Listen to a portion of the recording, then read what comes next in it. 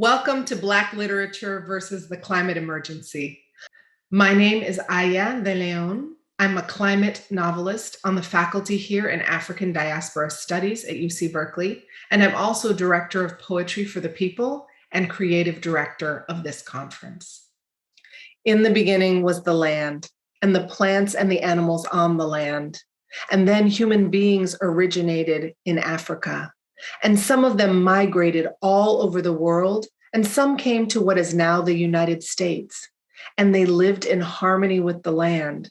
Eventually, this land was invaded by those who did not know how to live in harmony, and they stole the land, and they stole African people to work the land and made huge profits.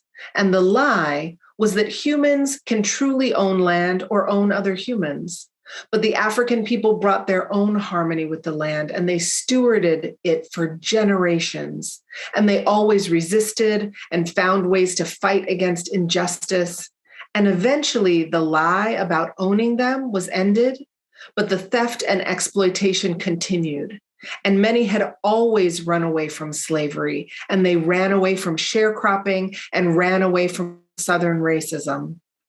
And then the lie became that Black people were only an urban people. And the lie became that we had no connection to the land, to nature, to the fight to make everything right with both the land and the people.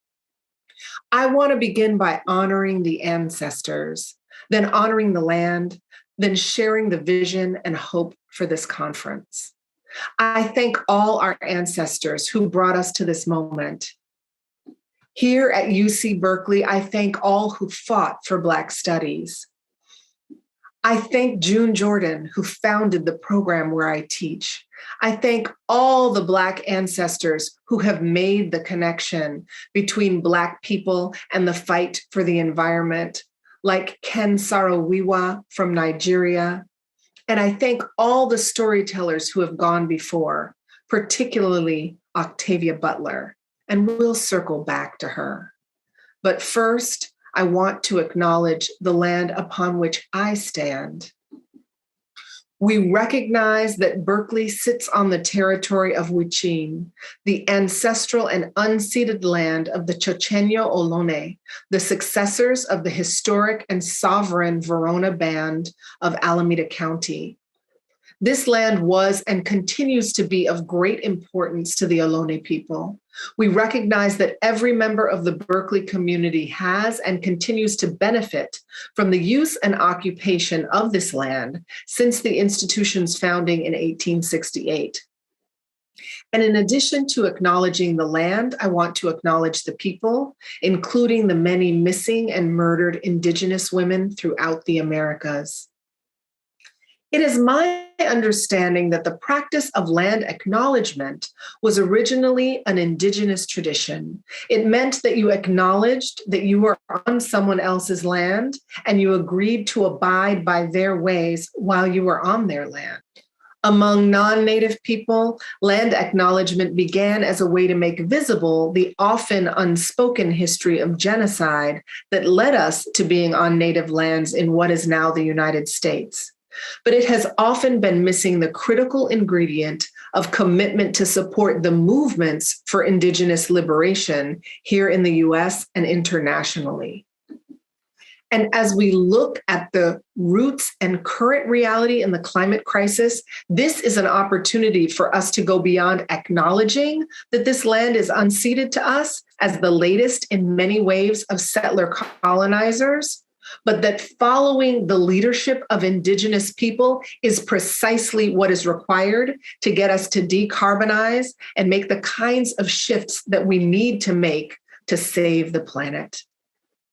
I also want to acknowledge the many Black people living and passed on who have fought for environmental justice, including Robert Bullard and including John Francis, author of the nonfiction book, Planet Walker. I acknowledge the many Black authors of books on the environment. Black and Indigenous people have been fighting for the planet for a long time. This history is often hidden because the environmental movement has a history of apartheid. On the one hand, Black and Brown people have been fighting since the founding of this nation against the exploitation of both the land and the people in a lineage that includes the modern environmental justice movement, standing up against the continued sacrificing of Black and Brown lives and lands to toxic waste and pollution. On the other hand, a white-led environmental movement has advocated for protection and conservation of land, animals, and trees without the necessary commitment to fighting racism, colonization, and exploitation of working class and gendered labor. In recent years, the historically white environmental movement has attempted to diversify on the surface of that movement, but we need to have the fight against racism at the core, the fight against colonization, the fight for justice on issues of gender, LGBTQ liberation, labor and class justice, and disability justice. But in particular, racism, anti-Black racism, and climate justice are intertwined.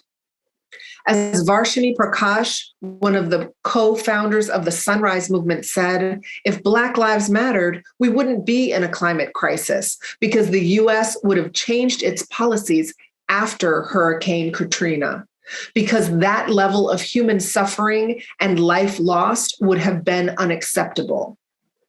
As the Movement for Black Lives says, we will not sacrifice Black lives or accept false solutions that perpetuate unjust social and economic systems. Climate justice is racial justice. The climate crisis isn't something happening in the future. This is especially true for frontline communities. People of color in the West and global South are being devastated now. So while millions of people are suffering and dying, there are only about 100 companies who are causing and benefiting from the climate crisis. We need to build a mass climate movement for climate justice and build the people power that will force those companies and policies to change and to create climate solutions that work for everyone. For us as Black people, we can make connections between the need to shift priorities and resources, defund police, divest from fossil fuels. For climate, we have a short window. Scientists predict that we have 5 years, 8 years, less, before our carbon emissions of today will lock in a domino effect of climate disasters for centuries to come. But scientists are also 100% certain that if we make these changes, we can save the planet. We can ensure a livable future. Speaking of the future, I've honored the ancestors of our political movements. Now I want to honor the storytellers, particularly the Black woman author whose stories managed to predict the future, Octavia Butler. Next up is a former student of mine, Conrad Lawyer, with an ode to Octavia Butler. Hi, my name is Conrad Lawyer, and this is my poem, The Parable of Earthseed. Octavia told me God is change, and nowadays it's hard to tell parable from prophecy. You ever get that hollow feeling in your gut when a woman twice your age says your generation is the last hope? Starts sounding like prayer, doesn't it? Wish she'd stop telling me I look like the Parkland kids, like helpless grief boiling over is an aspiration. We do like our martyred saints better than kids screaming for their lives, don't we? I've seen ash fall from the sky more than snow, Octavia. I sat hiding from an orange sky, sitting in a classroom while the air turned against my asthmatic lungs, waiting for natural disaster, inferno, earthshake, gunfire. Sometimes, Octavia, I think calamity is my inheritance. You told me true, Octavia. You said the oceans would rise. You said men in tall towers would sit and watch, telling us it wasn't true. They'd crunch the numbers, and even if it were true, we would fix it. And if we couldn't fix it, it was as much our fault as theirs. Apparently, the young are the last line of defense, and it will never be fair. But resentment is for people with a future. So hope, then. You said God is change, Octavia, and God, I've seen things changing. Octavia told me about those men and their towers, but she also told me we'd band together, the smallest of us, that we'd get big together. She told me true. I stood in a crowd 6 million strong, a crowd that ringed the world, a crowd so big that when it spoke you felt it thrum in your chest like choir songs, demanding that if those men and their towers did not play God a second time, then we would be change. It isn't easy or fair, but you told me all about that, Octavia. We're changing, though. I've seen it, slow but sure. I wish I could show you, Octavia. Wish this wasn't our problem to solve, but God is change and we're changing. I promise you that. In Black fiction, science fiction and fantasy has been holding down the climate conversation for decades. In 1993, Octavia Butler began her Parable series. Parable of the Sower is set in the 2020s. Society is collapsing due to devastating wealth inequality, climate disasters, racial unrest, global disease, and a president whose slogan is "Make America Great Again." Butler so accurately predicted our times. Of her prophecy, she said, "I don't predict the future. All I do is look around at the problems we are neglecting now and give them about 30 years to grow into full-fledged disasters." She said that in 2000. Yet, as Ed Park says in a Harper's article, Butler was gripped with writer's block after finishing Parable of the Talents, 1998, her 11th novel and the Nebula Award-winning follow-up to Sower. She began a third Parable book, then abandoned it, filling her files with false starts. Why was the rest of the story so elusive? By then, her career was in a place where she could write full-time. She had all of her days to contemplate where to go next in her series, but she couldn't figure out how to end her story or even how to continue it. I believe the problem was in her fundamental beliefs about human nature. According to Jerry Canavan in the Los Angeles Review of Books, she believed evolution had made us, humans, clever but mean, creative but selfish, and short-sighted. We are fundamentally broken as a species. So, while I honor Octavia Butler as my ancestor, I respectfully disagree. Humans are not fundamentally mean, selfish, or broken. We live in a world where societies systematically traumatize and oppress us, molding some of us to dominate and others of us to accept domination. But this is our conditioning and not our nature. And now is the time to fight, to reshape our world according to the deeply human traits of empathy, generosity, and justice. This is the battle of our lifetime and the biggest battle our species has ever faced. As N.K. Jemisin said in the intro to the reissued edition of Sower, now, like the communities of Earthseed, it's our job to create change in fiction and in life. Claiming the future will be an ugly, brutal struggle, but I'm prepared to go the distance in that fight. That future is worth it. So I pay homage to the science fiction fantasy writers for their visions of the future. But this crisis won't be solved by space travel or the billionaires who exploit their workers to afford rocket ships. The battle will be solved by mass movements that tap into the best of humanity and everyone's long-term interests. This battle won't be solved in the future or in a parallel universe. It needs to be solved in the here and now by us. It's time to tell the here and now story about building movements, about fighting and winning. This conference has one main goal: to interrupt certain lies that are being told about Black people and about the climate crisis. The first lie: climate isn't a Black issue. This is simply not true. Climate is very much a Black issue because we are among the hardest hit by the climate crisis. Our communities in the US, in the Caribbean, throughout the Americas, and in Africa. Racism and colonization have historically demanded our suffering to secure corporate profit. And now our communities continue to be sites of dispossession and extraction as climate catastrophes increase across the globe, keeping us from a just transition to a zero carbon economy. So fighting for climate justice is fighting for racial justice. Yes. It is exhausting to fight on yet another front where Black people are being attacked. And this is why we need to build a movement that is big enough and strong enough and in coalition with other movements so that we can do all this heavy lifting together. The scientists have been very clear for a long time. The burning of fossil fuels has changed the climate, and now we have moved into a state of emergency.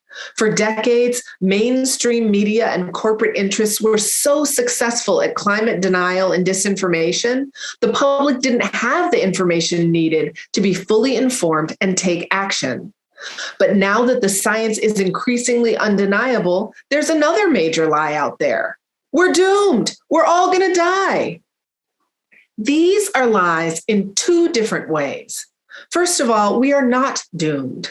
Scientists are clear. We absolutely can save our species if we make the changes needed to decarbonize our economies. But the second part of that lie is even more devastating. They say we are going to die. But the truth is that people are already dying. In Africa, in the Caribbean, in frontline communities in the global north, so many working poor communities, particularly communities of color, along with indigenous people and people in nations throughout the global south, particularly island nations. So it's a lie that we are all gonna die.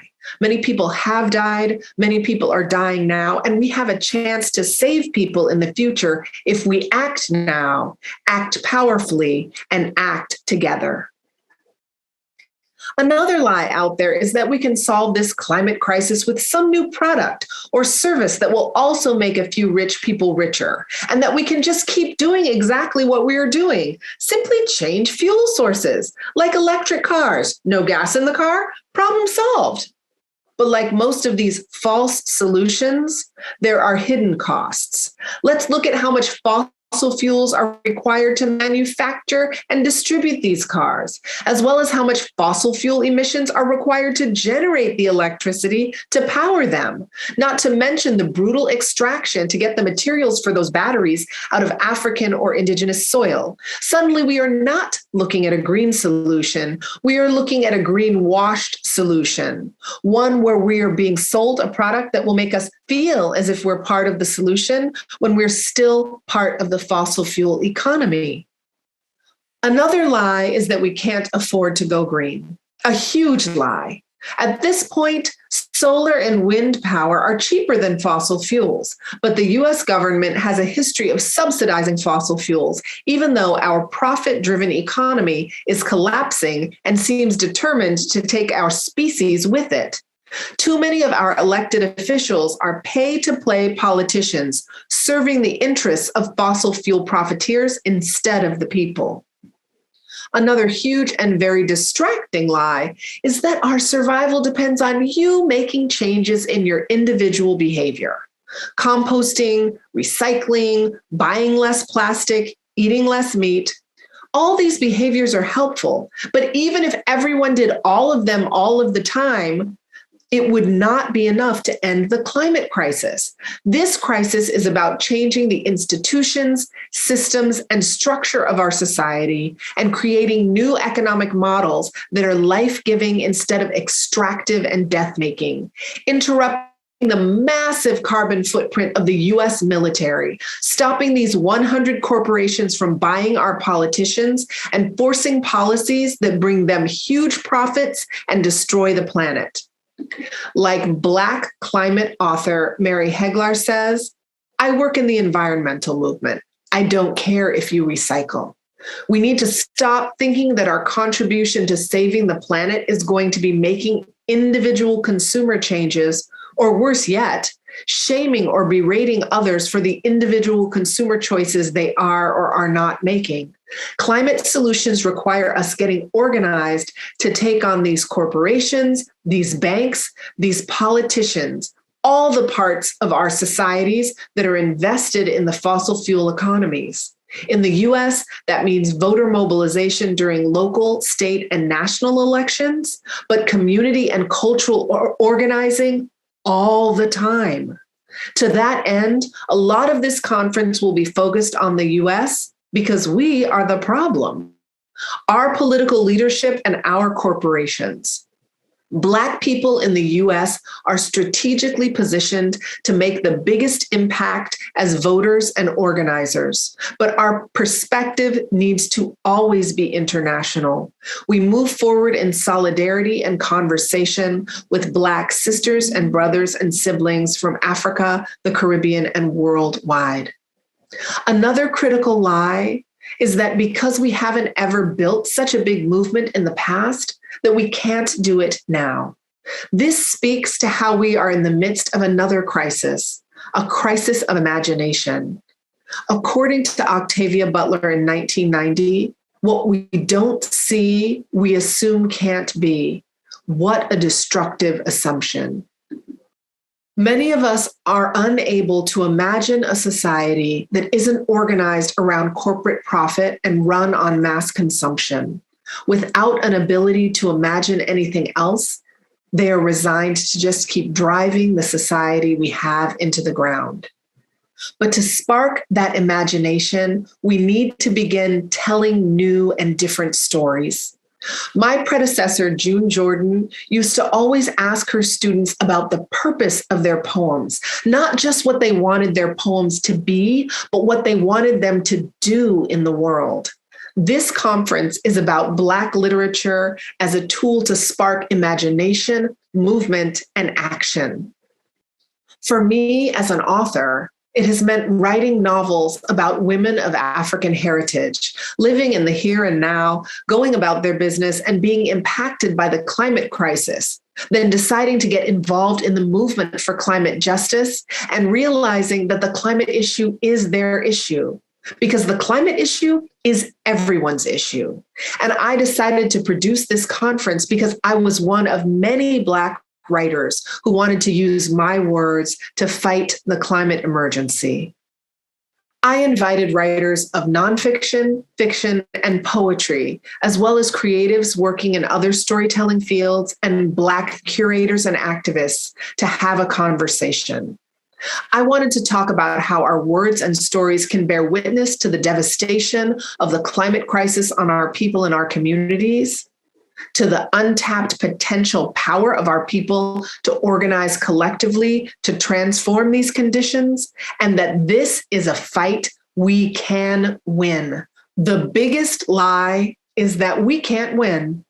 What better lie to tell us to get us to give up before we even step into the fight? History has shown us that if even 3.5% of the population gets involved in a nonviolent movement, that we can win. And the truth is that very few people benefit from the climate crisis, and the vast majority of people have everything to gain by fighting for climate justice. The truth is that when people rise up and fight together, we can make all the changes necessary. It won't be easy.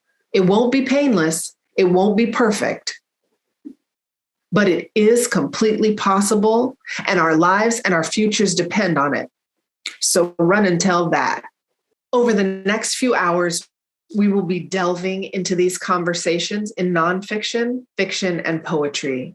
These conversations are pre-recorded, but at the end of the evening, we will have a live after party on Zoom with some of the presenters. Thank you for joining. Stay with us.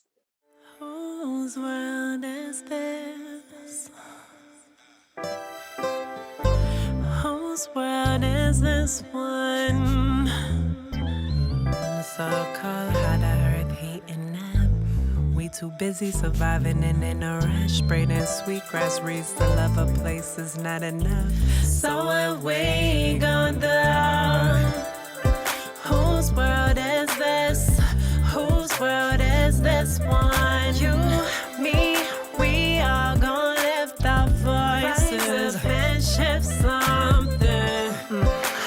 it's hard to pay attention. Gotta get the money, pay the bills, and rent. It's tempting to check out, but we gotta come tap in. This our mama that we talking about. The odds are stacked in. So what? Ain't a problem we can't solve. It's time to show up, time to rise. We seen the fall, felt the bottom, tasted the rage and the discouragement. Had to take all the mistreatment, and we hurting this. Not an alternative, but to turn and face the world we living in. Baby, it's burning and it's burning quick, but we learning shit, and I'm certain it's worth working to heal up the planet and make a lasting shift. Whose world is this? Whose world is this one? You, me, we all gon' lift our voices and shift something. Whose world is this?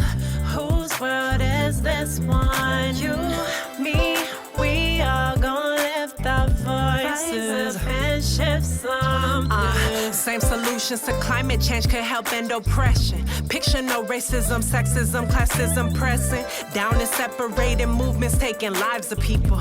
That world we could build it, one that's fully peaceful. Red, black, and green New Deal. Black people's climate agenda, we finna make it real. Transforming water, energy, and land, it's time to heal. Shifting labor, economy, democracy gon' be our legacy. Them corporations hella greedy, why they tryna master truth? Frontline communities hit the hardest, look at the proof. How 40 to 70% of COVID deaths is black when we 22% of the pop.